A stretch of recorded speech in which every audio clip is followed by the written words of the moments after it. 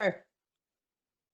So hi, everybody, and we want to welcome you to our introduction to skilled pathways. Like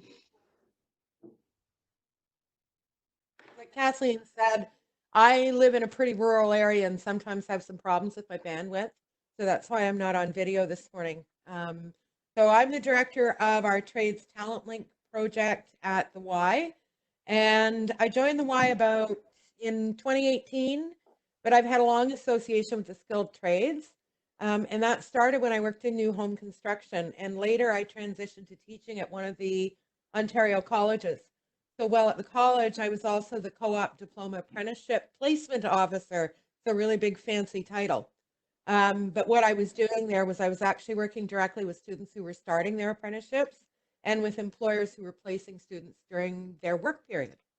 So Kathleen, I guess we'll have your introduction. My name's Kathleen. I am the director of the Y Employment Access Center, one of the locations in Ottawa. The Employment Access Center is part of the Employment Ontario network.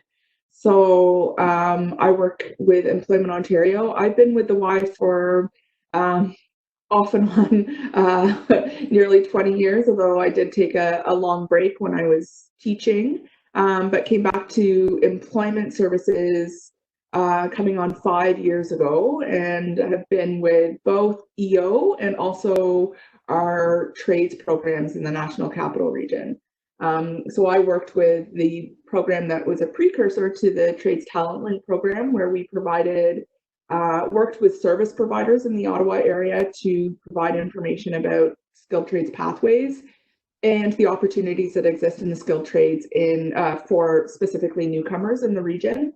That's sort of my trades background, but also I'm here to sort of offer the EO perspective as well. Lori is definitely our expert, and I'm here to sort of demystify things for us employment generalists. So this is what we're going to cover today. We're going to talk about what are the skilled trades and why we should be thinking about them. And we'll take a quick look at what the skilled trades are in Ontario. We're going to talk about who regulates the trades in Ontario. And that has become a little more simplified in the last couple of years. I think there's some really good information in there. We'll talk about apprenticeship in Ontario, preparing for your apprenticeship, starting your apprenticeship, and some of the training options that are available for apprentices. Very briefly, it's equivalency assessment process. I've got some information on the financial assistance available for apprentices while they're training. We've got some information on how you can support employers and resources for our employment professionals. What we did was we have some really interactive elements to this presentation where you get to participate. And what I've got up on the screen right now is the instructions for using Poll Everywhere. And you'll see here that there's a link to the polls.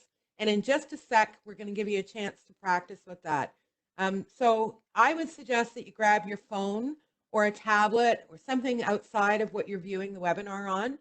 It'll make it easier for you. You just won't have to switch between screens to be able to use these polls.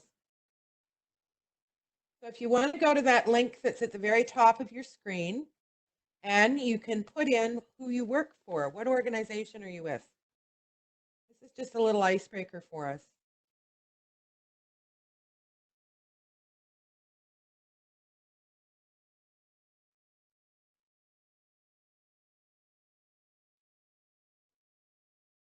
That's me.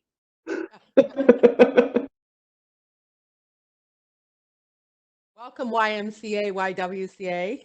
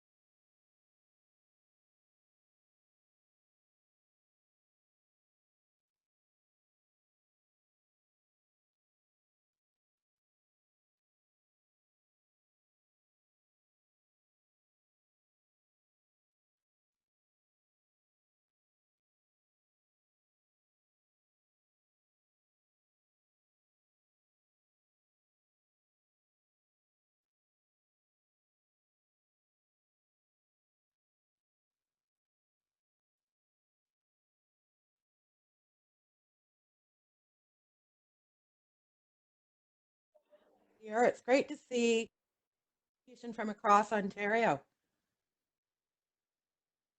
So we'll get started with what are we can talk about what occupations do and who can work in the trades.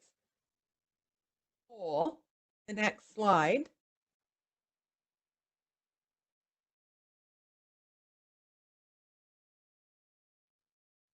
Is tell me what you've heard is the most common statement about these trades. Maybe it's something that you've believed in the past or something you've heard. You know, what's the most common thing that you've heard? So have you heard that skilled trades are good jobs for people who don't do well in school? Are they only in that construction sector? If you have learned a trade, you're going to be stuck doing just that trade for the rest of your career? Or is it that skilled trades jobs have really low earning potential?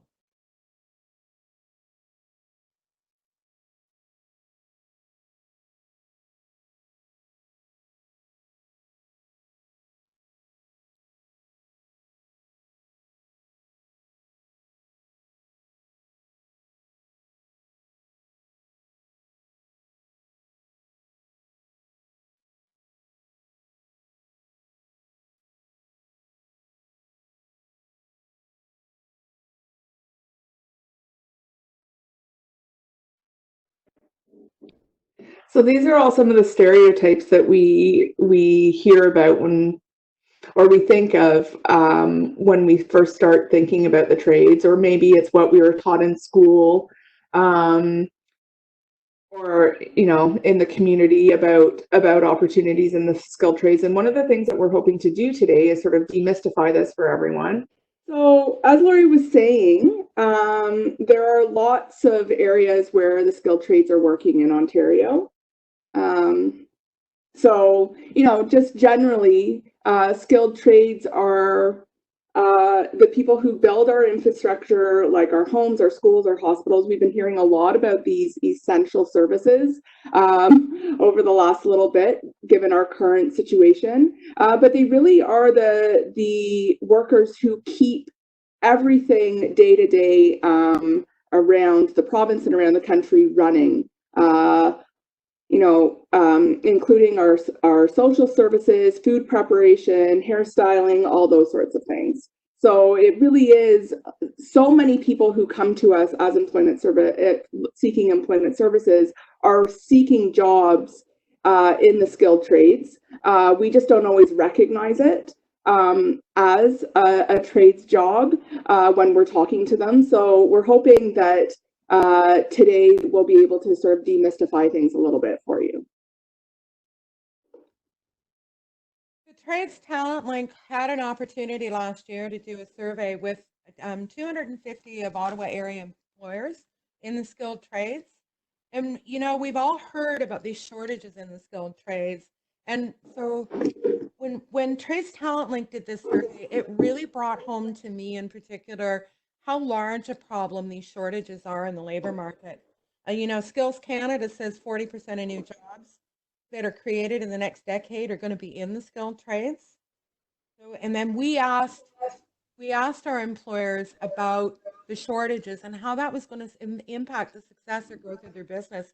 And you can see that overwhelmingly across all sectors, employers are telling us this is really going to create problems for them in their business. So, what that means is they may not be able to bid on a contract that's available for an infrastructure project, or maybe it's a small hairstyling salon that's got 2 chairs and they'd really like to expand, but because they can't find people to work for them, they're not able to do that expansion. So these are things that, we need to be thinking about too, is that there is opportunity available in these sectors. So one of the things you also need to know is that in large part, these labor shortages are driven by retirements.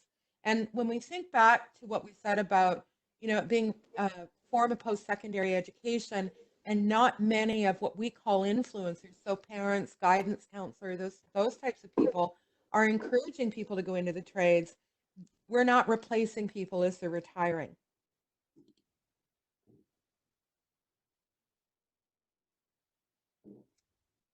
So further to what Laurie was saying, why do we even want to be talking about the skilled trades?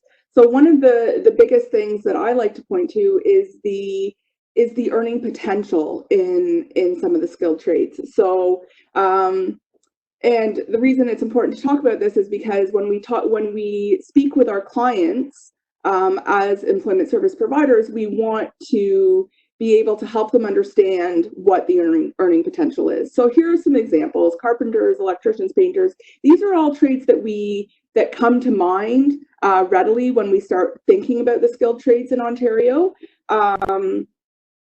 And you can see that there is a fairly wide range in terms of the earning potential. What I will say is that trades that are considered compulsory, that are trades where the earning potential tends to be higher. So that is something that you'll want to keep in mind when you're talking about earning potential with your clients. And also, with many trades, the entry positions tend to be on the lower end of the spectrum. So there is an expectation that with time in, the salaries do go up, and particularly that is particularly true when we start looking at completing apprenticeships and becoming a registered journey person in a trade. So these are just some examples, and the earning potential really is there, and you get there pretty quickly in terms of those salaries. So the one thing that I always like to caution is that it is important to somehow temper expectations when we're talking to clients about entering a job in the skilled trades, because they're not going to be earning that $40 an hour right away. They in order to get that position or get that sort of experience, they do have to put in some hard work and some time in order to get there. Which is not unlike, that's not unlike most of our jobs, right? Like we don't start out earning earning the top dollar as we start our careers. We certainly have to progress through it. So this isn't unusual either. And something else to consider when we're looking at the earning potential is think about some of these more uncommon trades where there is a real demand for people. Yeah. I just had a question that I want to address. Some people are having difficulty logging in. I'm not sure why that is, but we are recording this session today, so we will be able to share this with any colleagues of yours who weren't able to log in for whatever reason. So basically, we're specifically, I do want to make this clear, we are specifically talking about the skilled trades in Ontario. The regulations differ province by province. So I do want to make that clear. There are 144 trades currently in Ontario across 4 sectors. So that's construction, motive power, industrial, and service. Those trades are further broken down into what we call compulsory or voluntary trades, and we'll get into that on the next slide so that everyone can sort of better understand what that means. But there's great things about the skilled trades. One of the things that we often don't think about is how when you enter a job in the skilled trades, the skills that you learn and what sort of things you have access to. So often people working in the skilled trades are working with cutting edge technology. They work in a very interactive environment, working with their hands. And then again, these jobs oftentimes are quite well paid. So moving on to compulsory, voluntary, and then a further categorization of red seal trades. Basically, what we're talking about here is whether or not you a tradesperson someone working in that trade requires a license in order to do it. So a compulsory trade requires registration as an apprentice, journey person, or that it requires some sort of certification. So you'd have to be registered with the Ontario College of Trades, and hold essentially a license in order to work in that field. Compulsory trades are things like electrician, plumbing, hairstyling. Basically, the compulsory trades require licensing because if done incorrectly, they could result in danger to the public. We'll talk a little bit more about those different trades as we move on. Voluntary trades are all the other trades for which you can seek certification if you like, but it is done on a voluntary basis. You are not required to hold a license in order to work in those trades. And then finally, red seal trades are trades for which there is certification that is accepted across Canada. There are more than 50 red seal trades, and it's when a trade is a red seal trade, automatically holding the Ontario certification for that trade would give you the red seal. And it is actually a red seal that they put on your certification. And this gives mobility to people across Canada. So it means that you can move from province to province without having to recertify. And Lori, correct me if I'm wrong, but I believe that any of the certificate of qualification exams that are written in Ontario would qualify someone for a red seal. Is that correct? Yes, if it's a red seal trade. Yeah.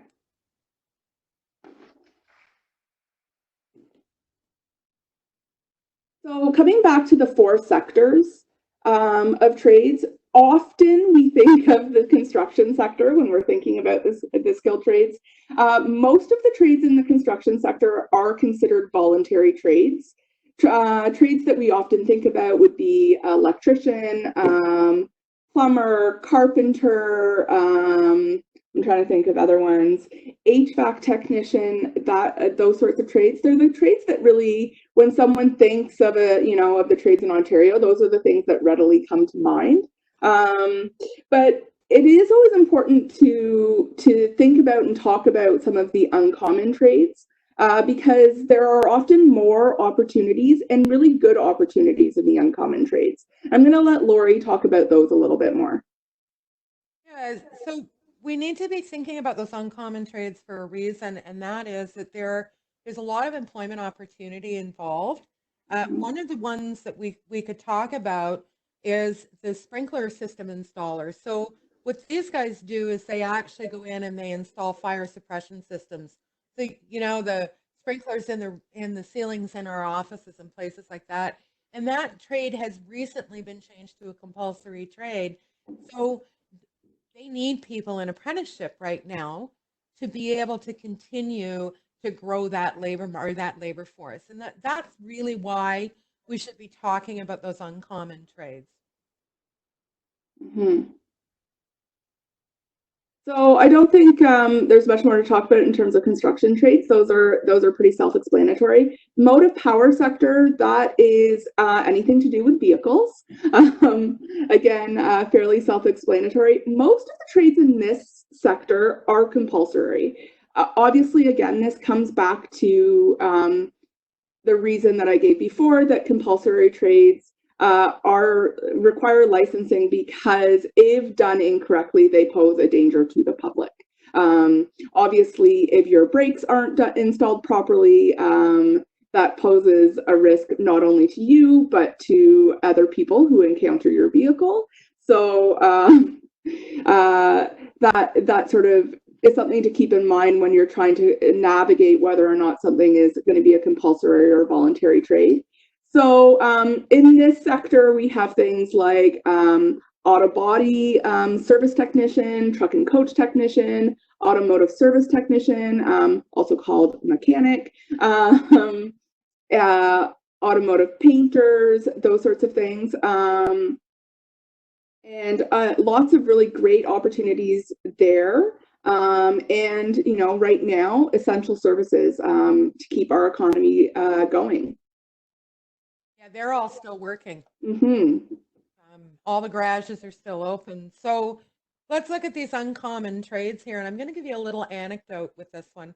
my neighbor, I live in a rural area, first of all, but my neighbor, excuse me, he's been an agricultural service technician for John Deere for 30 some years.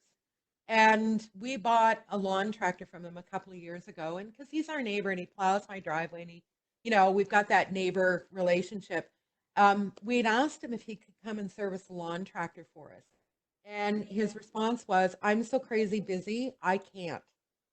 And normally this guy would always be like right here and doing everything he can for us. So I asked him and he said, well, the problem is there's nobody entering this trade. So, they looked, he told me they had been looking for 3 years to find an apprentice that could work with him in the garage. So we've got a real gap in some of the more uncommon trades. Agricultural service technician is one of them. Heavy duty equipment technician is another. And so again, if you've got a client who's kind of thinking, boy, I'd really like to be a mechanic, and they're having trouble finding that apprenticeship, encourage them to look at these uncommon trades. Yeah. So in the industrial sector, these are sort of less known trades or trades that we don't always think about. These are the trades that are working in factories and in more industrial settings. Most industrial trades, interestingly, are voluntary. But what makes these trades unique is that they have trade-specific certification, which is why they're voluntary, is because the industry itself is regulating the licensing. And so it's not that there isn't certification that will be required for people who want to enter these trades. It's just it's not regulated by the Ontario College of Trades or the ministry. So they're not governing, it's the industry itself.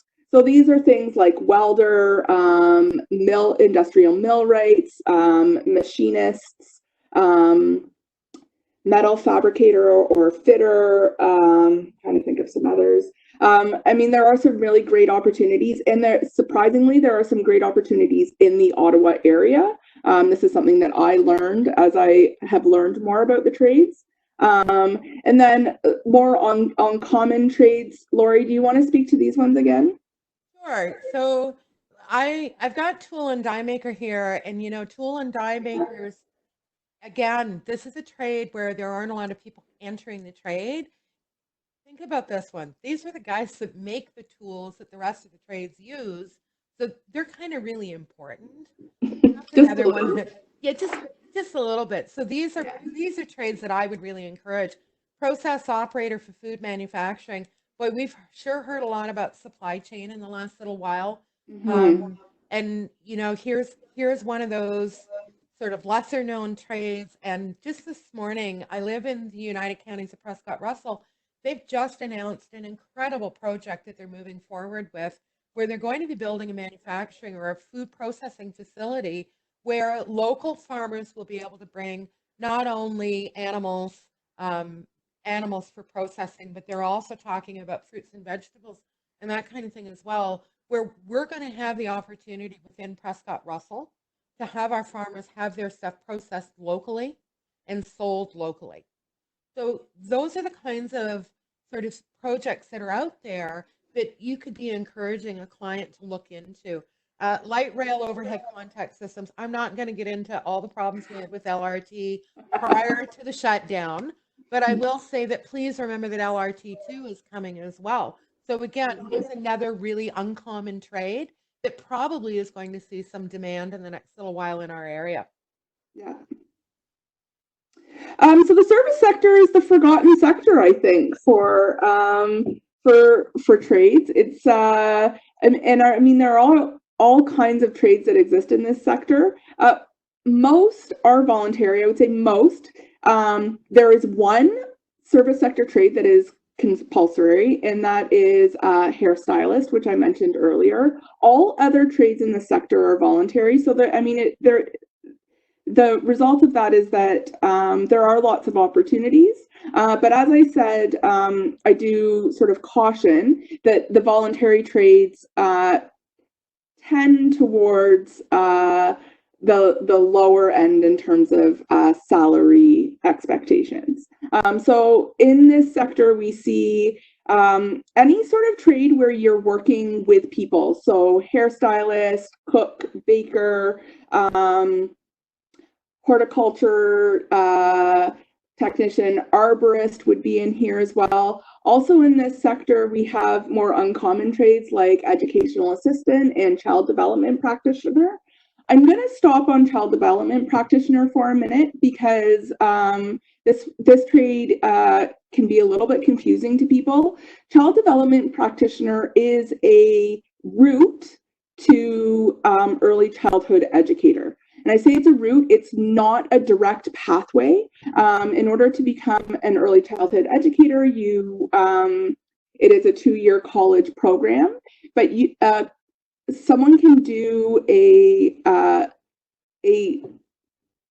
can work as a child development as a child development practitioner, do an apprenticeship as a child development practitioner, essentially working as an early childhood assistant under the guidance of an early childhood educator, and can complete an apprenticeship in child development practicing, which then enables them to take just a couple of online courses through distance learning, complete a few modules, and bypass the 2-year diploma program and become a registered early childhood educator. So it is a really great option for people who are interested in working with children, would like to become an early childhood educator, but don't have the ability to be out of the labor market for 2 years in order to complete a 2-year college diploma. So it is a good option. It does take a little bit longer, but it is a good route for people because you can,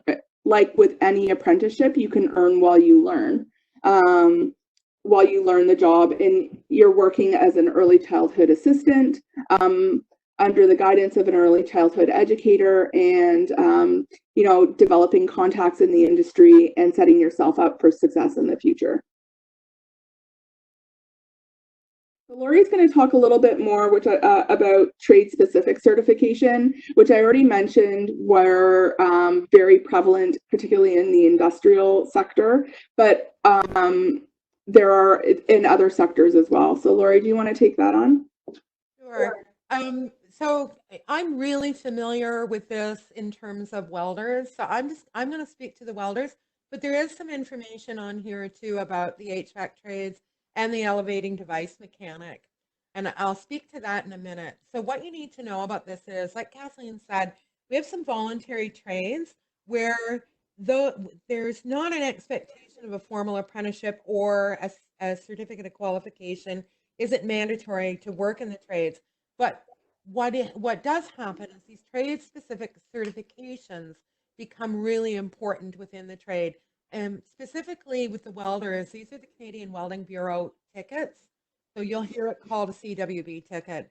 And usually that's done in the shielded metal arc, all position is what they're looking for. And what they mean by all position is they're welding vertically, horizontally, overhead, and flat. So these are really important to a lot of the welding employers, and partly because structural welders have to be qualified using the CSA standards that are available for welders and welding and procedures, as well as fabrication techniques, design and inspection. So these tickets are good for 2 years, and some employers, I would say some, probably most, will assist in prep and testing for the CWB tickets. And I know that the colleges also offer the CWB testing. So it's worthwhile checking with CWB to see where the next tests are going to be held and whether or not your client can get signed up to take that testing if they're a welder. So HVAC trades, this covers a lot. There's heating, ventilation, refrigeration, and air conditioning as part of the HVAC trades. So with heating, most of us now have gas furnaces, and so they require that TSSA gas technician certification. And the HVAC programs at the college typically cover the prep for that TSSA gas technician certification. And these are really important certifications if you're going to work in the heating side of things. Ventilation is sheet metal, so that's a different trade. But if you are working in sheet metal and you have your gas tech, then you know what? You can work on the entire system. And that's kind of the idea. Same with refrigeration and air conditioning. So TSSA is that Technical Standards and Safety Authority. And they've got a great website if you want to go and take a look at exactly what some of the requirements are for some of the TSSA certifications. Elevating device mechanic is another apprenticeable trade that requires TSSA certification. So you need your certificate of apprenticeship completed before you can write that TSSA exam. So these are just a few examples of those trade-specific certifications in the voluntary trades. So the other thing I'm going to talk about is the post-certification trades. So there are 7 of these in Ontario, and I'm not going to spend a lot of time on these, you guys, but I just need you to understand that these do exist. So if you have apprenticed as a cook and you've got your CFQ, your post-certification trade then is a chef. But you have to be certified as a cook in order to move on to chef. Tool and die maker, if you want to be that die designer, you need to finish your tool and die maker apprenticeship in order to become a die designer. And welder to pressure systems welding. So pressure systems, like these are great big tanks and things that welders are often working on. And there is another post-certification trade in pressure systems welding. So I'm going to talk a little bit about who regulates the trades in Ontario. And I'm going to discuss some of the changes that have happened over the last couple of years. Most of these major changes were the result of a piece of legislation called Modernizing the Trades, but I'll get into that in a sec. This is really good news for us as service providers. When I first started working with the trades program about 4 years ago, there was a lot of people who had their fingers in the pot, and it was tricky to figure out who you should contact depending on the issue. The changes that have been made over the last, 2 years, Lori, have really simplified things. Yeah, they've really simplified things, so it's a lot easier for tradespeople, apprentices, and also us as service providers to know who we need to reach out to in order to get help. So first, we have the Ministry of Labour Training and Skills Development. And in the past few years, we've seen this ministry change names a few times. So prior to this, you might have known of the Ministry of Advanced Education and Skills Development, or the Ministry of Training Colleges and Universities. If we look at the list of what their authority covers now, you'll see that colleges and universities are not part of this umbrella anymore. However, Apprenticeship and Employment Ontario have remained as part of their portfolio. And that includes, health and safety, because we've added Ministry of Labor here, as well as enforcing employment standards, and settling workplace disputes in relation to that kind of thing. So they've had a little bit of a change in what their jurisdiction is. Kathleen, did you want to say something about the Employment Ontario piece? Oh, no, it's okay. I'm going to hold off until we've talked about all the different players. Okay. So now I'm going to move on. So Ministry of Labor Training and Skills Development, they have jurisdiction for apprenticeship in trades. And notice on my slide, I've got some asterisks at the end of a couple of these statements. So what that is that that's moved from Ontario College of Trades back to the ministry now. So now they're regulating and setting the standards for the trades training and grants. They're establishing which trades are compulsory or voluntary. So like I said earlier that there was a move from voluntary to compulsory for the one trade, and this is an example of when we establish that a trade becomes compulsory. They're also establishing journey person to apprentice ratios, and I'm going to address this right now. So one of the things you need to know is that a ratio across the board for all trades is now 1-to-1. So we used to see electrician was 3-to-1. They had to have 3 journey persons for 1 apprentice. So this has changed and it's now 1-to-1 across the board. They're responsible for registering apprentices and coordinating the training agreements between the apprentices and their employers. They send out the information for apprentices to attend the in-class portion of their training. They provide the training standards for on-the-job training, and I've got an example of a training standard that'll come up in a little bit. They also look at apprentices and their completion. So have they actually completed their apprenticeship? And they administer the certificate of qualification exams. Then we have the Ontario College of Trades. So under the Modernizing the Skilled Trades Act in 2019, we actually moved back to a ministry-led delivery model. But OCOT still has a little bit of a role in the trades. So they issue the certificates of qualification. They accept the payment for membership, for trades equivalency assessment. They also accept the payment for the certificate of qualification exams. And they maintain, the big piece now is that they maintain the membership system for apprentices and journey persons, along with responsibility for reviewing of applications of the trades equivalency assessment. So they don't have as big a role as they had, but they still do have a role. So I'm going to talk a little bit about the OCOT membership really quickly. It's really important that we understand that anybody who is working in a compulsory trade must be a member of the Ontario, and that's an apprentice or a journey person, and they have those two classes, the apprenticeship class and the journey person class. This is really important, and it's something that you need to make sure that you're letting your clients know if they're entering a compulsory trade, because without this membership, their training agreements can be canceled. So that's a really important piece with that. The other part of this is the fee for the apprenticeship class is now zero. So there's no cost to become a member of the apprenticeship class. However, once you've written your CFQ and you have successfully written your exam as a CFQ, there is a fee for the journey person class, and that's $60 plus HST, and it's payable to the Ontario College of Trades. So there is some benefits for membership, and one of the things that I always like to tell people is once you become a member of the College of Trades, you're recognized as a professional skilled trades person. So I just want to take a moment before we move on to sort of break it down for us employment generalists.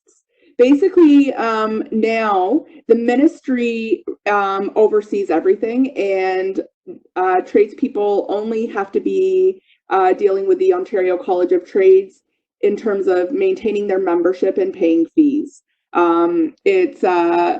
And receiving their licensing, their certificate of qualification. So it's very simple now. Essentially, all regulation and all oversight of the apprenticeship process and trades in general falls under the ministry, and no longer multiple ministries. It's just the ministry. It's just the one ministry, the Ministry of Labor, Training, and Skills Development. And then anything to do with paying of fees or actually like having their certification, their paperwork, that falls under OCOT. So it's a lot simpler for us in terms of being able to advise clients. Yay! All right, so now we'll talk a little bit about apprenticeship in Ontario. And again, Kathleen said earlier on, we are only talking about Ontario when we're talking about the trades. So we're throwing around some maybe new terminology for people, or maybe some words that we don't totally understand in terms of what it actually means. I'm referring to apprentice or journey person. Essentially, an apprentice is someone who is the learner in the relationship. They are someone who is working towards their certification and are actively participating in training under the supervision of a qualified journey person, someone who holds a certificate of qualification in their trade and is a member in good standing with the Ontario College of Trades. So it's basically to understand it, the apprentice is the learner in the relationship, and then the journey person is the teacher. So or the mentor. So you know, to break it down, that sort of covers it. A journey person has to, in order to enter into a training agreement, the journey person has to hold a certificate of qualification, and be a member in good standing. That means have paid their fees. That's all that means, with the Ontario College of Trades. It's fairly straightforward from there. I'm going to kind of give you an overview of what the pathway looks like in Ontario for a formal apprenticeship. So first thing, you need to find out if you qualify, and one of those things is to complete your high school diploma. So really, to qualify for an apprenticeship, you must be at least 16 years old.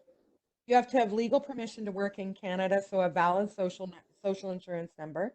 You need to meet the educational requirements of your chosen trade. So that's typically the high school diploma, grade 12. But some of the trades have a lower educational requirement. But I really want to emphasize here that it's important that you stress to your clients that most employers require a minimum high school diploma. And you need to have and there are other ways that you can get your high school diploma, and we'll go over that in a few minutes. So then the second step is to find an employer sponsor. We always see this word sponsor, and I think it causes a little bit of misunderstanding with people. Yeah, thank you, Lori. Right? So really, your sponsor is your employer, and that can be a single employer, a union, or even an employer consortium group. And I'll talk about that in a sec, because that's kind of a new thing, and it's really cool. I think it's really cool. So a sponsor is someone who provides that apprenticeship training to the apprentice. Okay, so a group of employers, I mentioned this, but now we're seeing a little bit of this happening where they're sharing apprentices. So one of the objections we used to see with employers was, I just don't have work to keep an apprentice busy year round. So what they're doing is creating these consortiums where, you know, employer A's busy season is May through September, but employer B is maybe busy from September through December, and they can actually share the apprentice. And what happens then is that the apprentice is actually able to continue to work year round. So that's something that's kind of cool that's starting to happen in the trades. So the deal with this is, when you find your employer sponsor, you need to contact the ministry, because they confirm whether or not that employer has the capacity to be training an apprentice. So whether or not they're suitable, particularly in the voluntary trades where there maybe isn't a journey person in the shop, the ministry will say, okay, so who is doing the training? How many years of experience do they have? What other certifications do they have? And then they can make that call as to whether or not they have the capacity to do the training. And then once all of that's completed, they'll provide the training agreement to the apprentice and the employer, and that gets signed and then returned to the ministry. And one of the things that I want to stress about the training agreement is, it's not a contract for the entire apprenticeship. It's an employer-employee agreement that the employer is going to train the apprentice. So it's not contractual for the length of time of the apprenticeship. And sometimes the use of the training agreement can sometimes spook employers too, because they think they're going to be responsible for training that person for 4 years. And I know when I was a placement officer, that was a question that I got a lot, was, does that mean I have to train this guy for the next 3 years? So that's something to think about when you're talking to employers about, you know, the benefits of apprenticeship. So if an apprentice leaves a job for a new employer, then a new training agreement is actually initiated. The final step here is that the apprentice then needs to join in that apprenticeship class. So the big thing for step 2, I just want to take a moment, Lori. The big thing for step 2 is that this is just like any other job search. This is really where we, as employment consultants or employment service providers or job developers, can really help a potential someone who's seeking an apprenticeship. It is you can navigate this very similarly to the way that you would help anyone looking for work. It's just a little bit of an extra step in terms of then registering that agreement with the ministry.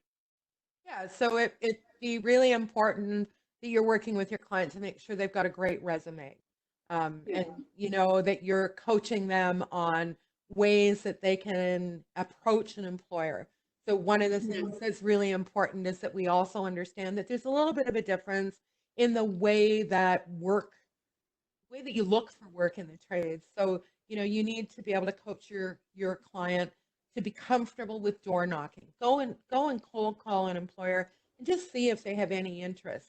You know, remember that hidden job market exists, so you never know what you're going to find when you go through the door. Yeah, it's so important with the trades actually that that networking and accessing that hidden job market, because as Lori was saying, she was talking about her neighbor who's just desperate to train an apprentice. That he may be in that position, but is not actively out there looking, maybe because he just doesn't have the time. He's busy. You know, these employers are often so busy with the day-to-day of their work that they're not able to market that they're looking for an apprentice. And so it really is about hitting the pavement or picking up the phone and trying to make those connections.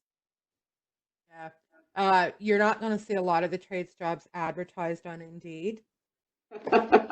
You're No. really, and I mean, part of that is the way that the trades do business too. So remember that they don't use technology quite the same way we use technology.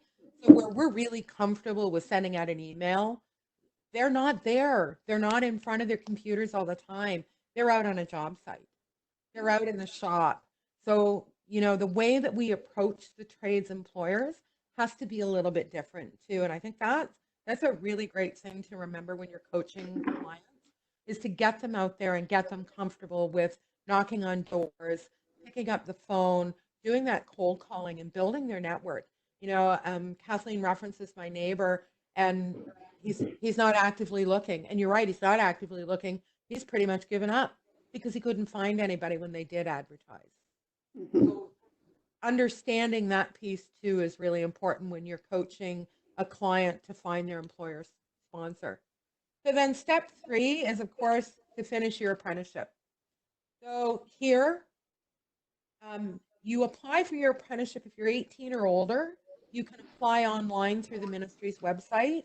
But if you are under the age of 18, you actually have to print the application form off the website and fill it out. And that's because you need to have your parent or guardian sign as well as your employer. So there's a little extra piece for anybody who's under the age of 18. So you're going to sign and register your training agreement. You're going to work on the job, so you're going to be able to earn while you learn. That's that catchphrase that you often hear around the trades. Then you're going to attend in-school training.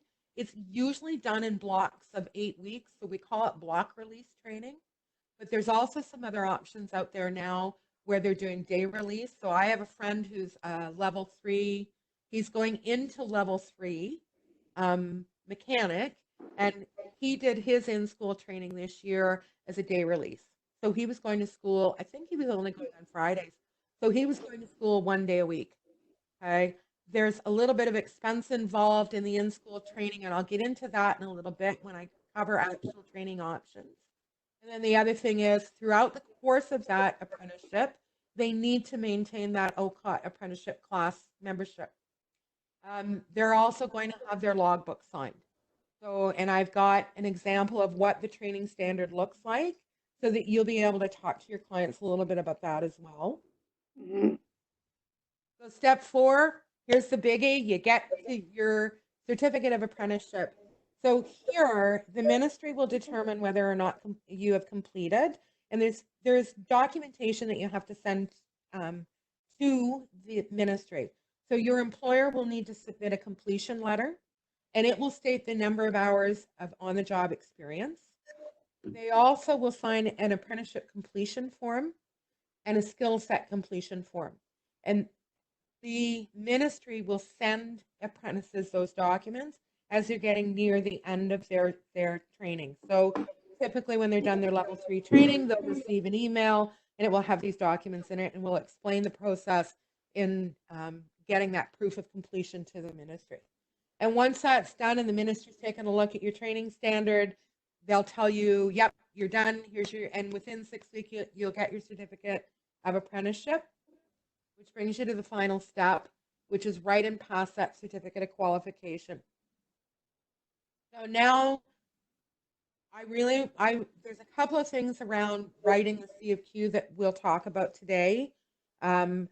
First of all, you need to know that it's a minimum 70% pass. So anybody who's writing a C of Q will need a 70% grade to pass and get their certificate of qualification. And then they move from being an apprenticeship class member to becoming a journey person class member once they pass their C of Q. So they pay the fees to the Ontario College of Trades, but they book the exam through the ministry. So the exam fee for the C of Q is $150 plus HST, and they contact OCOT for that. And then the local apprenticeship office, they contact to schedule their exam. And we've got some information in a couple of slides that we'll talk about a little bit more about that. So I wanted to kind of touch on the secondary school diploma. So I mentioned in that little flow chart that it's really important that you stress to your clients that they have a secondary school education, because most employers look at that as a minimum. So I'm going to give you some ideas of how a client can achieve that. So one thing is to check out what we call the ACE programs through the Ontario colleges. It's typically 4 courses that somebody takes. It's self-guided learning. There's always somebody right in the room with the learners so that they're getting some support as well. But it's self-guided, and it does give equivalency for high school. The other thing is that they could talk to the school board about doing a PLAR assessment. So if they, if they've done a little bit of schooling and they've got some life experience and they do this assessment with the Ottawa Carleton District School Board in particular, we have experience with them in some of our programs. They can get up to 26 of their 30 credits towards their high school diploma. The other thing is if you're working with a newcomer client and they have a secondary or post-secondary education in their country, make sure that they're getting a credential assessment done. That can either be done through WES, through World Education Services, or through International Credential Assessment Service, or ICAS. That's also another way. They'd also go to adult high school. There are many options available there where they can take the credits that they need, or they can register for an OEAP program. And we'll talk about OEAP in a minute. But OEAP does allow, don't get hung up on the youth apprenticeship part of this, because adults can also do OEAP and earn credits towards their high school diploma. This is one of those, I know that when we started this afternoon, a lot of people identified that they'd said that the trades are where people who don't do well in school end up. And this is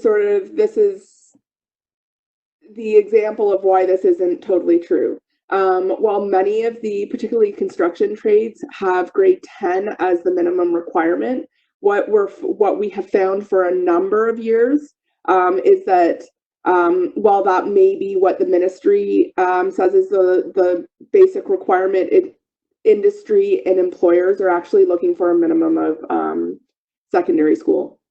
And that, that's why it's so important to be advising our clients on these things, because regardless of being able to maybe get an entry-level position in that trade, entering into an apprenticeship agreement and moving up and moving towards where they want to be may not be possible without that minimum.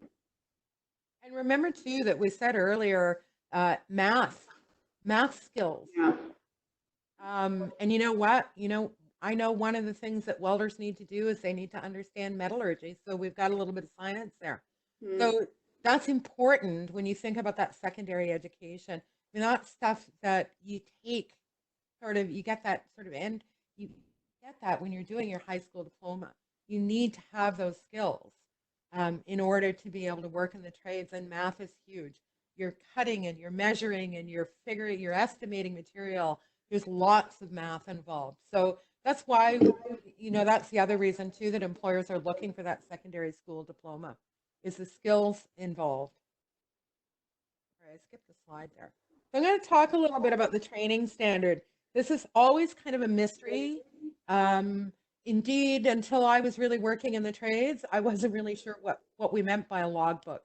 So formally, it's called a training standard. Informally, you'll hear tradespeople refer to it as their logbook. So it's how you track an apprentice's progress. It's how they figure out how far along they are in their apprenticeship, and it's competency based. And I have an example of that in the next slide. Most of our construction trades still need to complete hours as well as these competencies.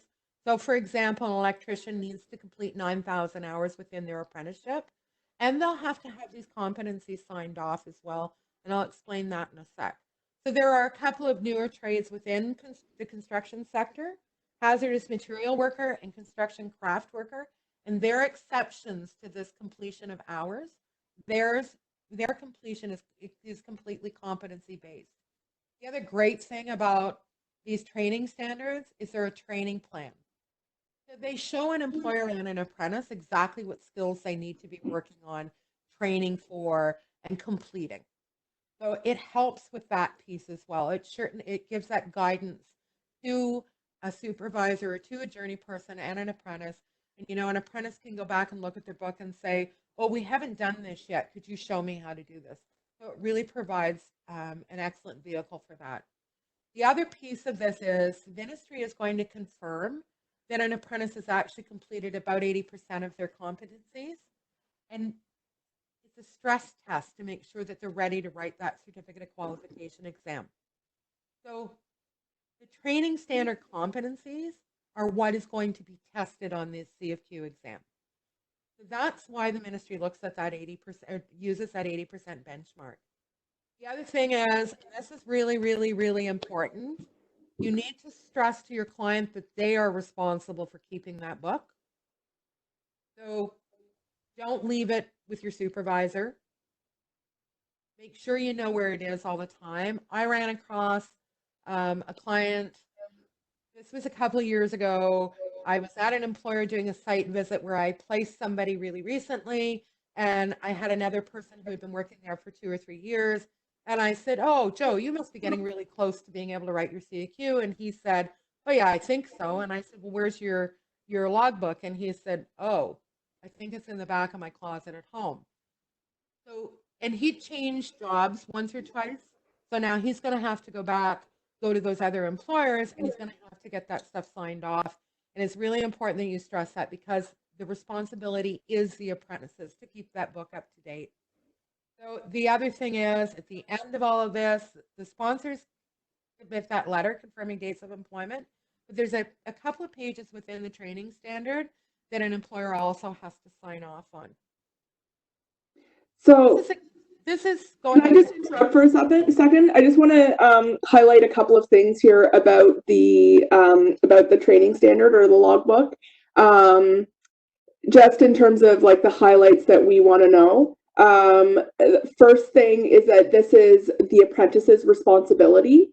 They're to look after it, and it's one of the big stumbling blocks is that apprentices are not great at making sure that they're checking things off as they go through. The second thing is that when we're talking to employers, this is a guide for them in terms of being able to organize what they're teaching. So there isn't an expectation that they be able to, run through all of the things that they need to teach right off the top of their head. They can use the training standard with the apprentice to sort of guide that process for them. So they don't need to be keeping track of the stuff themselves. So that's helpful to know for any employer that we're working with. And then that might be it. I thought there was a third thing, but it's not coming to me now. So I might type in a couple of minutes just as a reminder. But it really is important that the apprentices look after this, because if they're not filling this out diligently, that 4-year apprenticeship could become a 6-year apprenticeship because they haven't kept track. So, I mean, it always sounds easy. Oh, well, I didn't get that signed off. I can just go back to the my old employer and get him to sign off because I did that with him. But what happens if that guy goes out of business, or he moves, or the apprentice can't find that individual anymore? Then they run into a problem where it is going to extend the length of the apprenticeship. And yes, it's really important that you stress to them that this is their responsibility.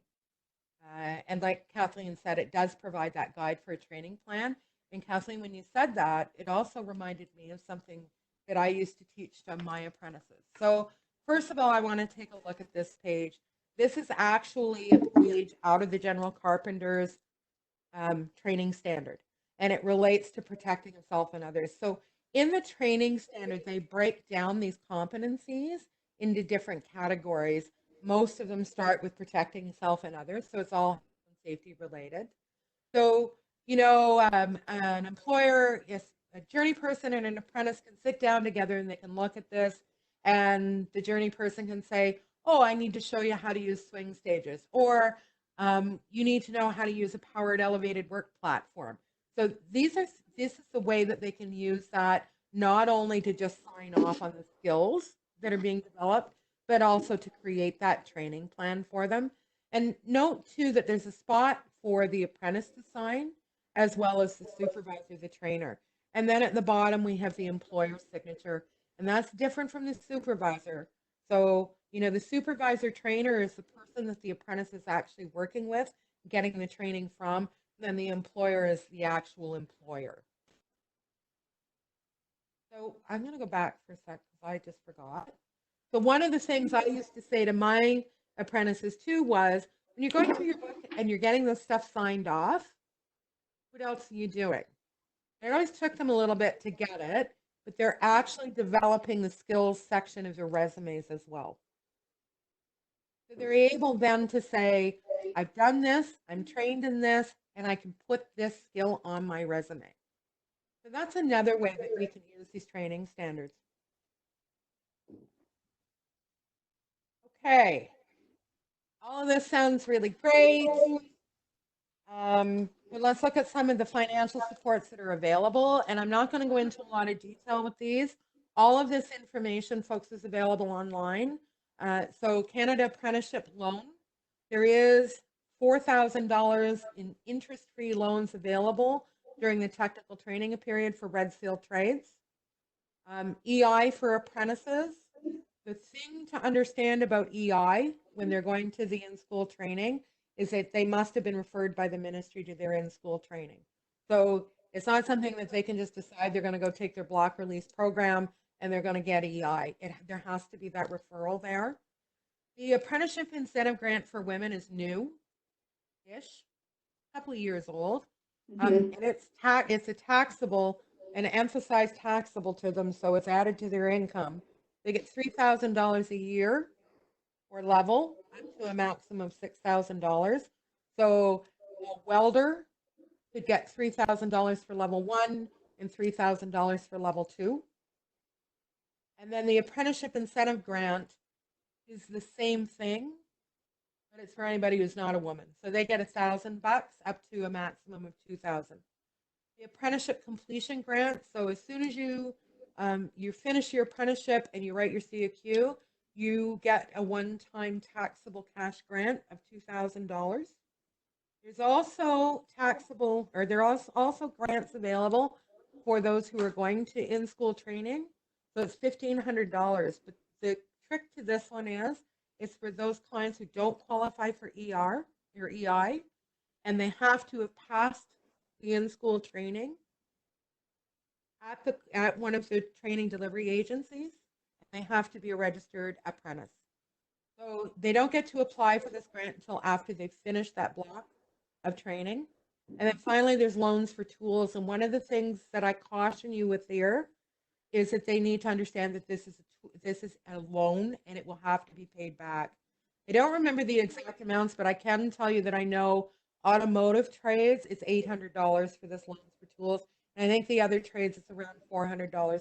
It's not, if you know anything about the automotive trades, it's several $1,000s that they're investing in tools. So the loans for tools of $800 will get you started, but it's not going to get you far when the Snap-on truck shows up at work. All right, we have a little case study for everybody. So Jennifer is an automotive service technician apprentice. She signed a training agreement and she registered that agreement with the ministry, and she's worked in the industry for 2 years. She's already finished her level 1 in school training. And she's left her place of employment, so she's been laid off. She left her training log with her supervisor, with her trainer, so it's in his office. And at first, she was meeting with him every few weeks to sign off on those competencies. They haven't met for the last 6 months.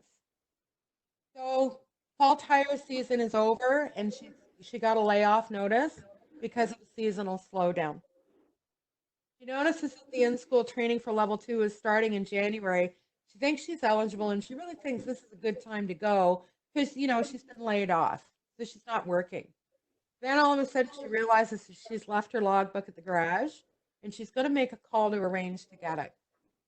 Her former supervisor says he's not going to sign off on several of the competencies she's completed because he's not sure she's actually done it, you know? So what advice are you going to give Jennifer? Oh, we've got another poll. You guys want to go to that link? I love this because this is something that we could very easily see as a client coming into our center asking for advice.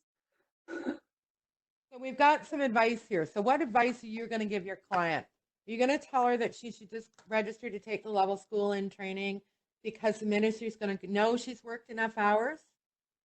Are you going to suggest that she go and visit her boss and make sure he signs off on those competencies? Are you going to advise her to call the College of Trades and lodge a complaint against her supervisor? Are you going to tell her to do nothing because the ministry will call her and invite her to attend school? Or are you going to advise her to call her employment and training consultant? What do you think?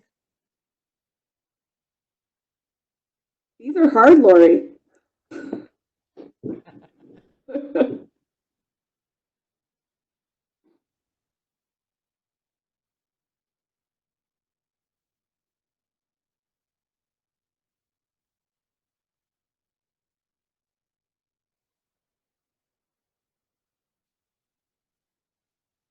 There's still some room to vote here.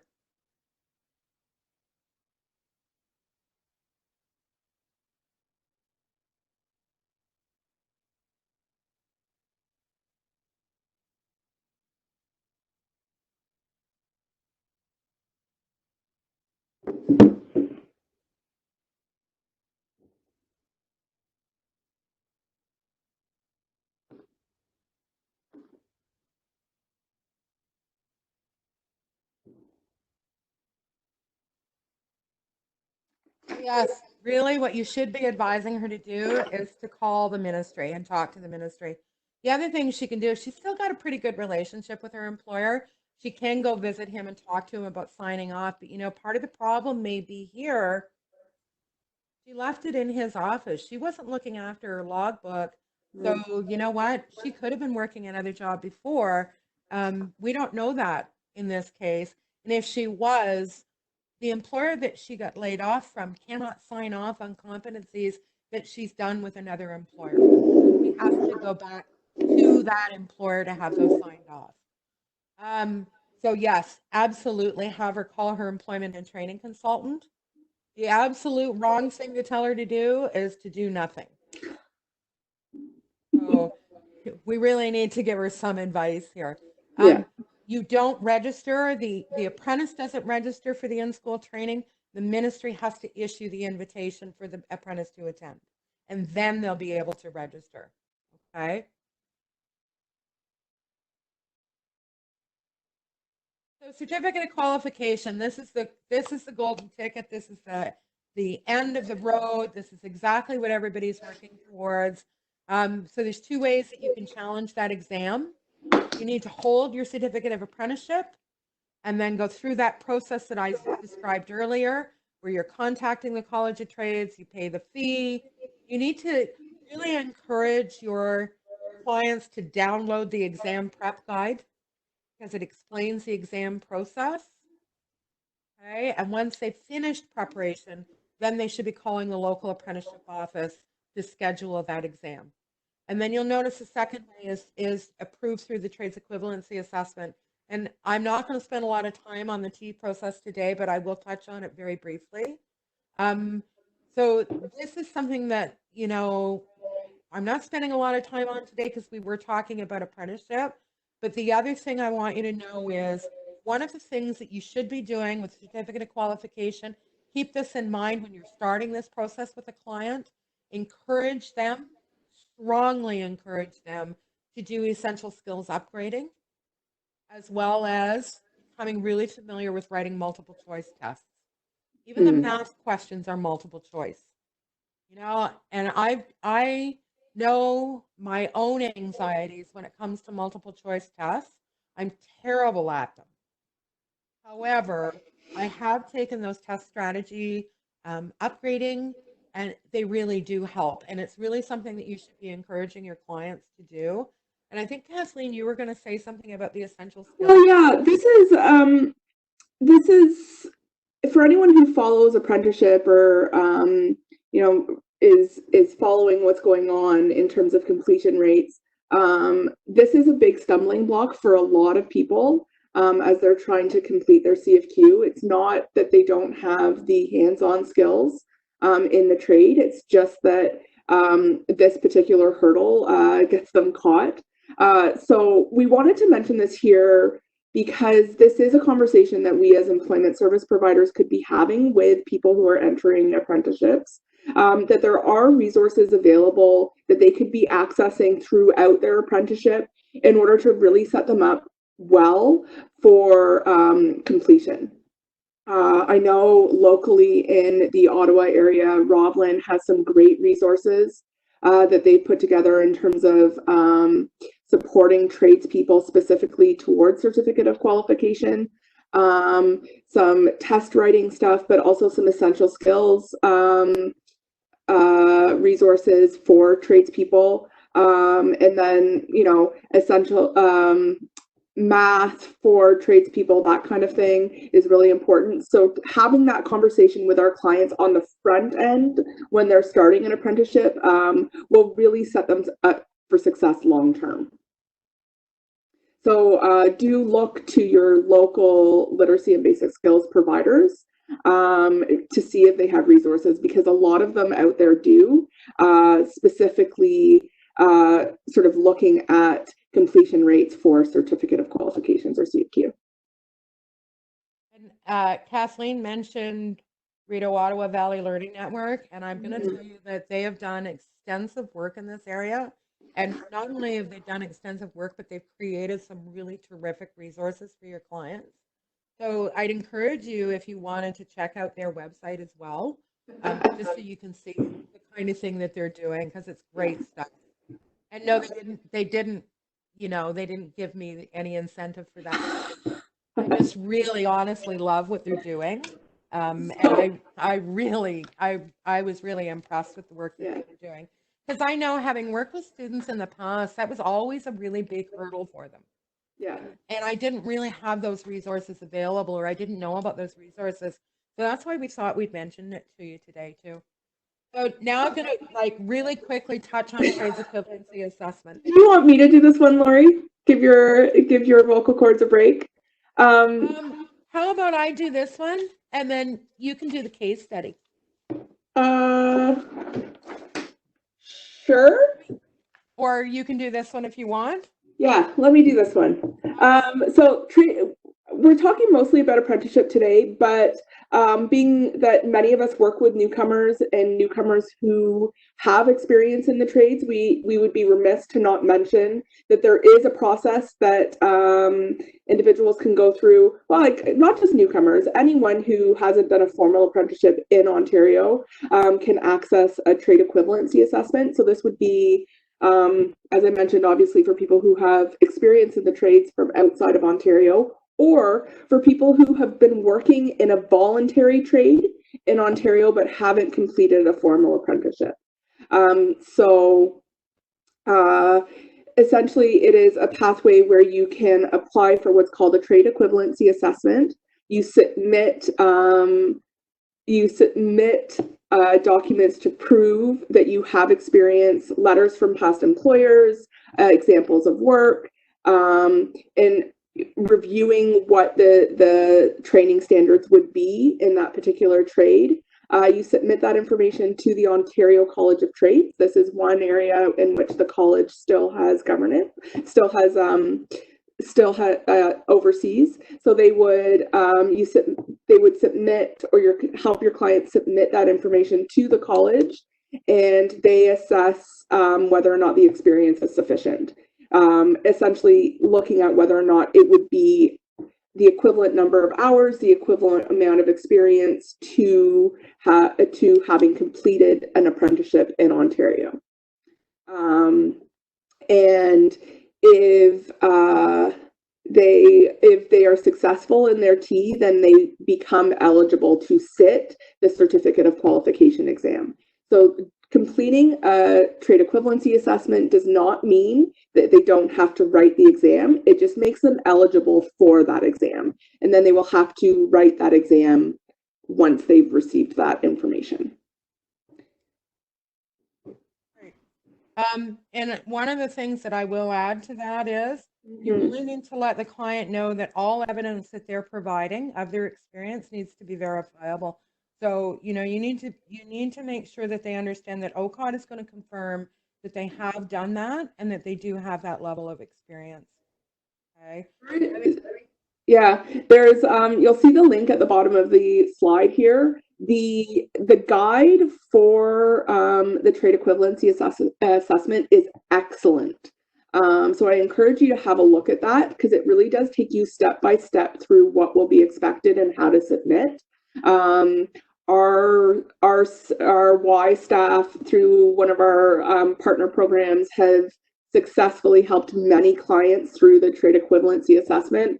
And really what it is about is going step by step through that guide and making sure that you're submitting everything in the correct way. And there is a fee associated with this, and it's payable to OCOT. So the fee is $235 for this. Plus HST. Plus HST, always. Yeah, always. So Kathleen touched really quickly on newcomers. So refugee claimants, they often have a little bit of a complication with this in terms of they're not always able to produce that paperwork. So, you know, they can, there can be alternate or additional documentation that will be accepted by OCOT as evidence. So OCOT realized a few years ago that this was an issue, and so they've started to put some processes in place that will help with refugees. So Lori, before we move on, we just had a question about language barriers when it comes to the C of Q. So I just want to address that question. Language barriers, but also learning disabilities. So there are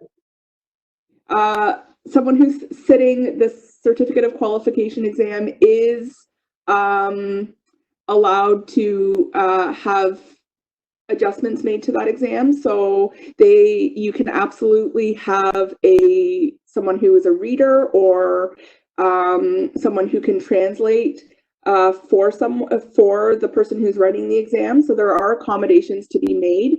Absolutely. As far as language barrier, the rule around that is that they can have someone who acts as a translator. That person is just not allowed to be a journey person in the trade for which they are writing. And with the test accommodations, it has to be documented. Yeah, you have to have a documented learning disability. But there are test accommodations that can be made, and you speak to the ministry about that. So, there was also a question about providing some links to resources for C of Q preparation. We'll send that in our follow-up email when we finish up here. So we have another case study. So Dante's recently moved to Ottawa and he's coming from the Philippines, so he's a newcomer.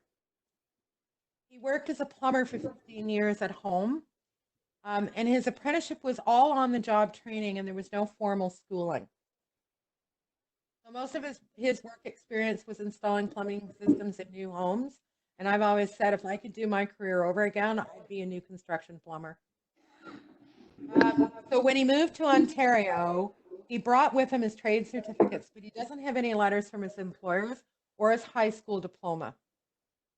So for the last 2 years that he was living in the Philippines, he was also self-employed. What advice would you give Dante? So here we go again with our poll. Give you guys a minute. Vote on what you think the advice would be. What steps do you tell your client to take?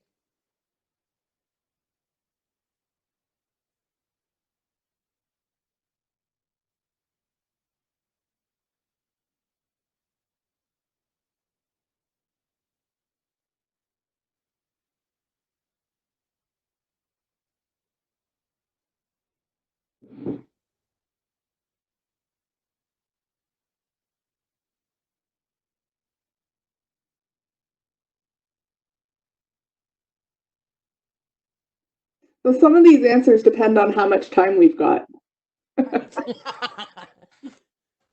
Yes, Kathleen pointed that out to me when we were putting this presentation together.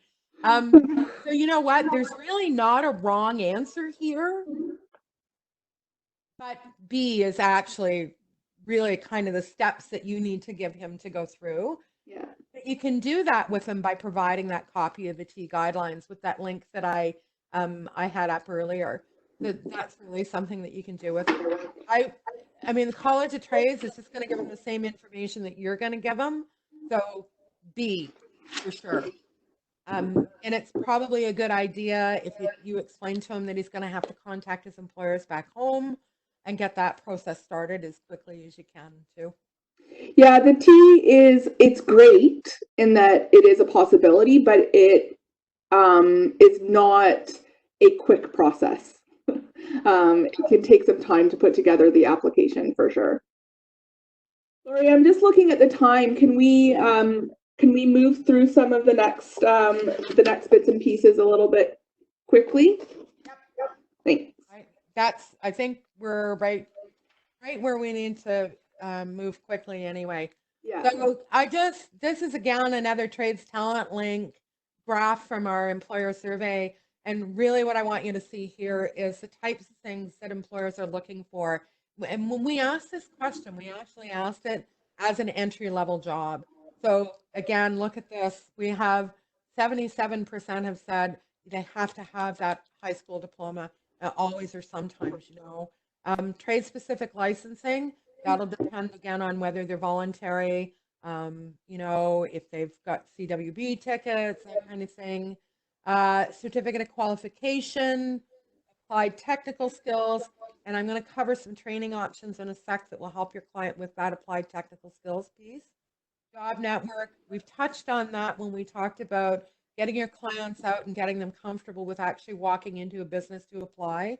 Local trades experience, again, some of these training options can provide that.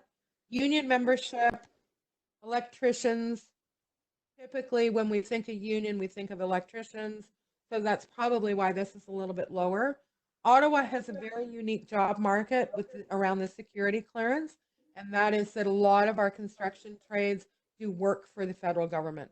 And so they need to have a reliability or an enhanced clearance in order to even be on those job sites. And access to a vehicle.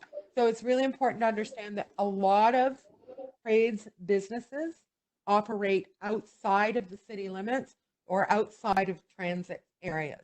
So that's something to think about. The other thing is with this, if you've got a client working in one of the automotive trades, you need to have a driver's license because they're moving clients' cars around. So if they're moving a customer's car and they're not licensed and they hit a bollard on their way out of the garage and they do damage to the client's car, there's going to be some real problems around that.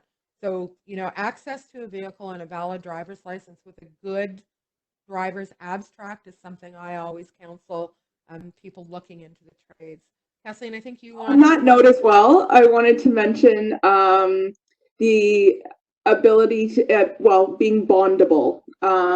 This is maybe something that you've heard or seen in job postings before. Often we'll see that they're looking for someone who is bondable. What that means essentially is that it's someone that they'll be able to get insurance on that person. So the employer would apply to insure that person as part of their business.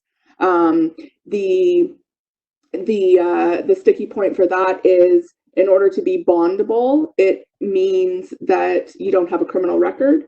You've never had an insurance claim filed against you as an individual, and you've never been accused of wrongdoing in your trade. Not all trades require that you be bondable, but just if you ever come across that, that's what that means. So now I'm going to go over, and I'm going to do this really, really quickly. I'm not going to spend a lot of time on these so that we can finish. I'll stop interrupting. That's okay. I like it when you interrupt because you got some great points that we need to cover too. So pre-apprenticeship training, this is really a great training option for somebody who thinks they want to go in the trades. They're not really sure what trade they want to go into. So pre-apprenticeship allows you to explore a trade, and then you're going to get some of those entry-level technical skills that can be needed that you can seek a job. But think about those entry-level skills in terms of transferable skills too. So what pre-apprenticeship does is there's a component that's an in-class training where we include some of the technical training for that trade, followed by a paid work placement. So that's where they're getting a lot of those sort of skills and qualifications that I showed on the previous slide that employers are looking for. They're getting the entry-level skills. They're getting some of the local trades networking. So it's really beneficial. The other really great thing about pre-apprenticeship training is that it's free training. There's basic toolkits. They get health and safety training. They're going to get academic upgrading. They're probably going to get work boots. So those are the kinds of things that they're going to get that are beneficial when we talk about that pre-apprenticeship training. Then we also have the Ontario colleges. There are certificate programs or diploma programs. Certificate program is usually only 1 year in length. Diploma program is 2 years in length. Some of these can be condensed as well. You're getting a 2-year program in 45 weeks. That's the kind of thing that you're looking at. There's an advantage to this. So when you do a 2-year diploma, you've probably finished almost all of your in-school training requirements, and you wouldn't have to do level 1 training, or maybe you wouldn't have to do level 1 and level 2. I know that was certainly the case when I was working in the co-op diploma apprenticeship programs, that they were actually getting their in-school training done while they were doing the 2-year diplomas. There's some disadvantages to this though. So even though you have a college diploma, you still need to do all of your work-based training. So all of that on-the-job learning still has to happen to complete an apprenticeship. And the other thing is that you're paying fees. So I said pre-apprenticeship training is free for the participants. When you're going to college, you're taking a certificate or diploma program, you're going to be paying a few $1,000s. I think what I remember, it's been a couple of years since I was at the college, but it was about $4,500 for welding, and I believe that was for 1 semester. So it can be substantial when we're talking about tuition. All right, and I'm going to go back here for a sec. The colleges are typically the ones that offer the block release programs, and they're not part of these diploma or certificate programs. And a block release program is around $800 a block, usually. So then we have the OEAP program, and I mentioned this earlier. So it's a school to work program for high school students that are in grade 11 or grade 12. They can explore apprenticeship in the trades through a co-op placement. So they're getting work experience, and any of the hours that they're working will count towards apprenticeship completion. So they'll be able to get those competencies signed off in their training standards as well. The employers get an opportunity to train skilled workers. So employers really like it when they get somebody who doesn't have bad habits that they've accumulated from another employer or a different way of doing things that they've learned with another employer. So they get that fresh canvas. That's an advantage for employers. The other thing is it's also a viable way for us to start encouraging youth to enter the trades, because think about what I said way back at the beginning, but the number of retirements that are coming, and that we really need people to be coming in trades. So to be eligible, they have to be enrolled in that co-op education program through their high school. They need to be at least 16. They have to have already completed 16 credits towards their high school diploma. They need to be a full-time student during the OAP program. They need to be working towards completion of their high school. So one of the reasons I do just want to mention, one of the reasons we wanted to talk about OYAP here is because so many employers are looking for completion of the Ontario Secondary School Diploma as a prerequisite to entering into an apprenticeship, even though it is not required by the ministry. So this is a really great option for even adults who are looking to do academic upgrading. It's called the Ontario Youth Apprenticeship Program, but anyone who is registered full-time in an Ontario secondary school, so you can be participating in an adult education program, provided you are registered full-time, you are eligible for OYAP. So this is great for people who, need to go back to school in order to do academic and upgrading. They could be taking some courses towards their OSSD, but also getting credits through cooperative education and starting their apprenticeship. Yeah, and if they're not sure what trade they want to go into, they think they might want to be a welder, but they think they might also want to be an electrician. OAP is a great way for them to do that, because they can do the co-op education piece. They can try those trades out as well. And it's a little bit lower risk for them than investing in going to work for an electrical company and finding out the electrician really isn't what they want to do. And also, some employers are more willing to enter into an OYAP agreement. Right. So this kind of we've talked a lot about supporting individual clients, but we also, as employment service providers, work with employers. So we wanted to talk a little bit about how we can support employers through apprenticeship, and what our role in terms of employment services and Employment Ontario is on that front. Do you want to share your data, Lori? Of course I want to share my data. We know I love my data. Okay, so another one of CTL survey questions was, if you were to hire a registered apprentice again in the future, what would be useful to help that hire be successful? So really what we were looking for here is, how can we as employment professionals support employers with this apprenticeship process? You'll see that financial support to offset training costs is the number one. They're not really, a lot of them really do understand the registration process, especially in those compulsory trades, because they deal with it all the time. Sometimes you'll come across a voluntary trade employer who maybe needs some help with that. Understanding apprenticeship regulations, kind of like what we've done with you guys today. You can see that there's a lot to this. Mm-hmm. And so being able to walk an employer through some of these processes really, really offers that support for them. Pre-screening of apprenticeship hires is the second most popular answer, whether they've hired an apprentice or not. And the reason for that is they love that we as employment professionals can do that job match. So we get a pretty good feel for the employer when we have those conversations with them, and we have a really good feel for our client. And so we're able to tell whether or not the experience of the client matches what the employer is looking for.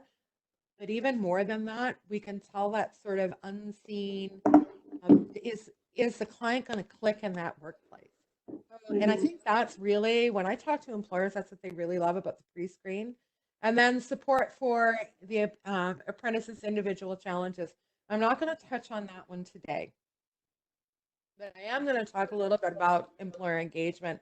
So explain to them the benefits of apprenticeship, especially when we're dealing with voluntary trades. So formal apprenticeship opens up some doors for the employers, just like it does for the apprentice. And what you need to emphasize to them again is that this is just like any other employer-employee relationship. So again, they're often a little bit leery about signing a training agreement because they think it's a contract and they're going to have to train this person for 4 years. And what if he doesn't click? What if she's not really suited for the trade? Those are kinds of questions that you'll hear from employers. So that's why this piece is here. Emphasize to them that, you know, it's just like any other relationship that they have with anybody else that they hire. You also can help them assess the training and facilities. So you know what? You can take a look and see, do they have the kind of facilities that will help them train somebody? Do they have an experienced journey person? And you show them the training log and explain that that's the training plan. Those are all kinds of things that you can do to help encourage them to hire an apprentice. And then I'm going to talk to you about that biggie, so those financial supports. So there are some financial supports, and what I'm going to tell you is these require a signed training agreement. So the apprenticeship job creation tax credit only applies to those red seal trades that we talked about earlier. The apprenticeship employer signing bonus. This is a great one for those of us in Employment Ontario because these are for the employers who are participating in JMPI. They get $1,000 when they sign the training agreement with the apprentice. And if the apprentice is still with them in 6 months, there's another $1,000 for them. And then there's a completion bonus. And again, there are a list of trades that this applies to.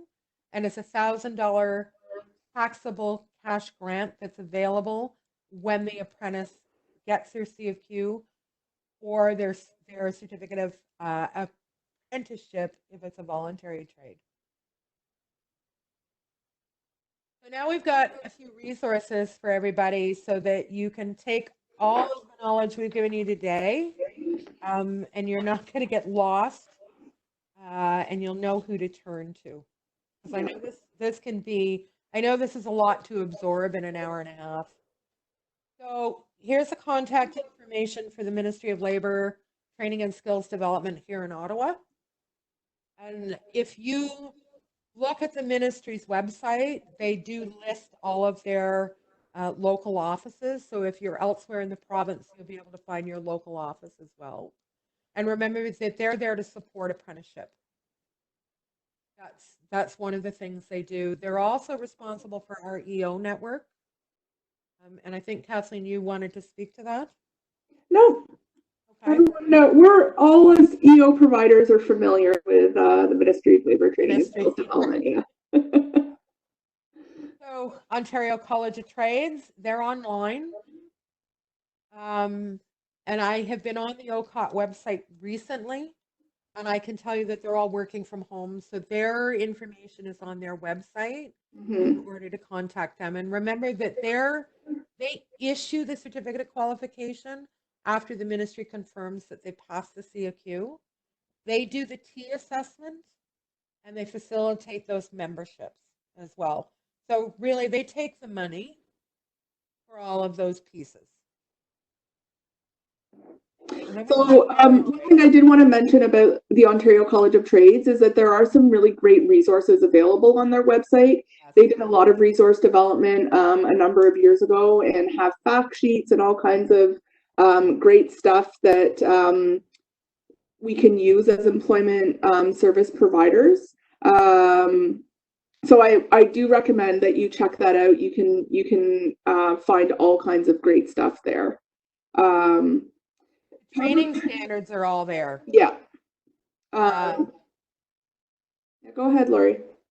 And there are There are some fact sheets for some of the more, well, there's there for the common trades, but some of those uncommon trades that we brought up earlier, there are fact sheets there too that will help you to be able to kind of encourage a client to look at some of those more uncommon trades as well. So the Power of Trades is a wide of the National Capital Region program that offers individual consultations to anyone who is looking for work in the skilled trades, initially in the Ottawa area, but at the moment we're providing services online as we're all working from home. I mentioned this here because it is a great resource of trades experts. You can refer a client to an individual consultation with the Power of Trades when you are working with them. They remain your client, but it's an opportunity to have a one-time meeting with a trades expert who works every day in the trades and advises people on trades pathways. They'll meet with the client one time, and then that client will come back to you with an action plan, steps that they need to take in order to get to where they want to be.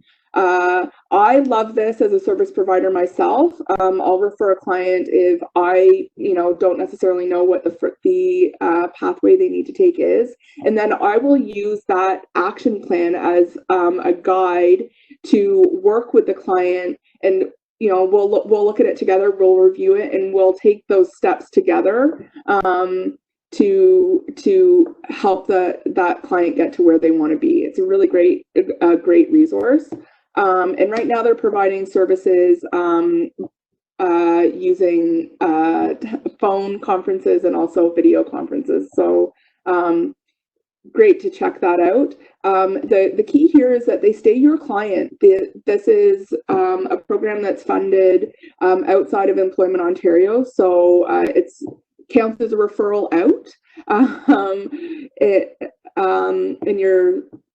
But you don't lose them as a client, so you don't have to close them in order to make this happen. And then they come back to you, and you can use this as a guideline to continue to provide services.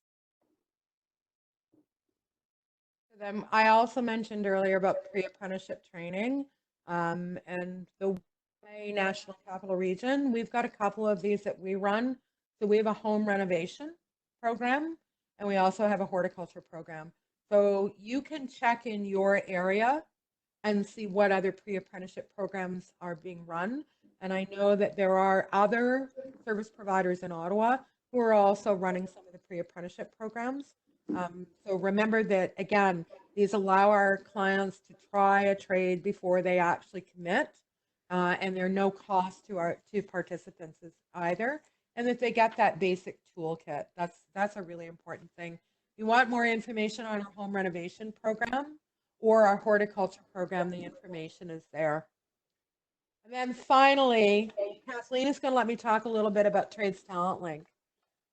So this is the program that I'm the director of, and I've actually been involved with the program since July of 2018, and we are a research program. But really what we're doing is we're engaging employers almost every day. So we're talking to employers to identify skill gaps and to help identify their training needs. So what do they need to see in clients? And we've got a lot of that information. We're always happy to share it. The other thing that we've done is we've created this employer coaching or employer training related to attracting, hiring, and retaining newcomers, and really it applies to anybody. It doesn't have to necessarily be an employer who's hiring newcomers, but it's really helpful for that.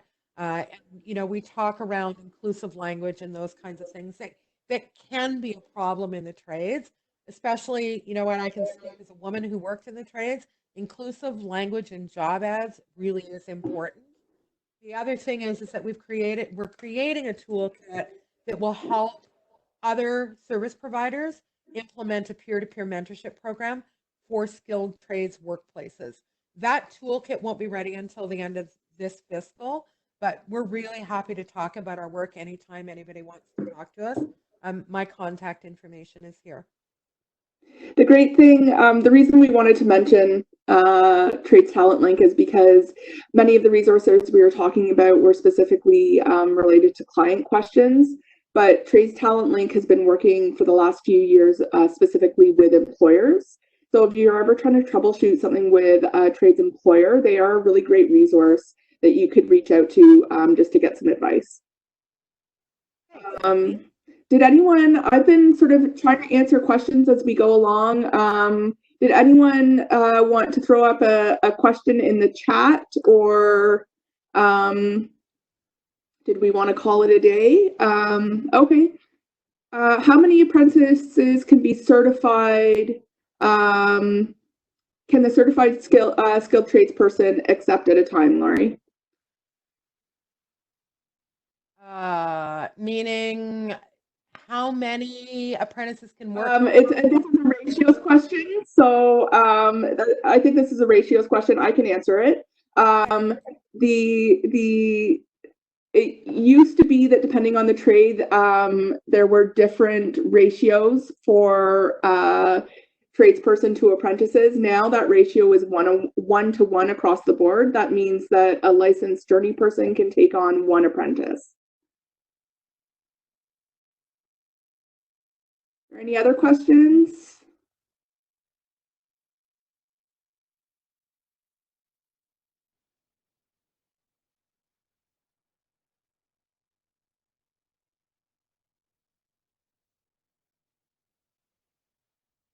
I see we're being asked whether or not we'll be able to share this presentation.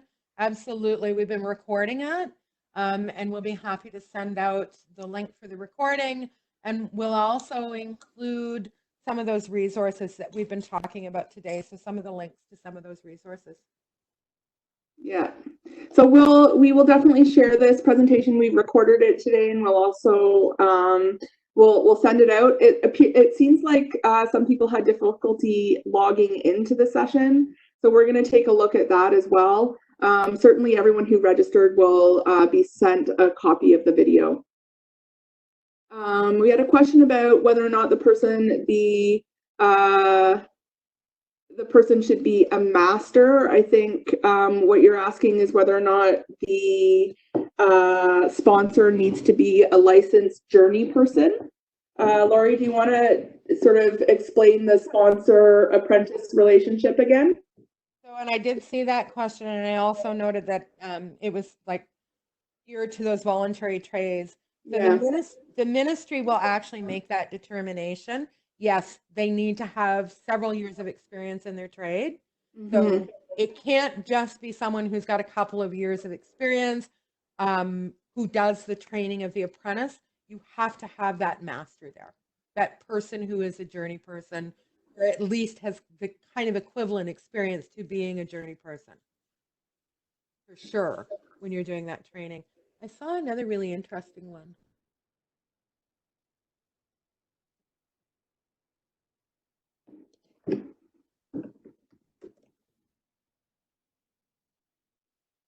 Any other questions? I think we covered off all the questions. So again, I'll just say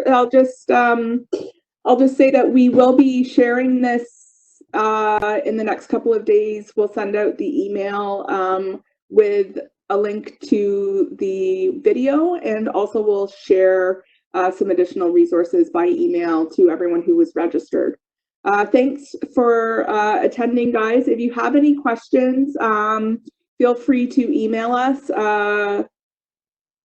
We don't have that slide up anymore, but if you that's okay. You can reach out to us. Both Laurie and I would be happy to answer your questions. And if you respond to the WebEx emails, you'll get my email account. So feel free to do that. Thanks, everyone.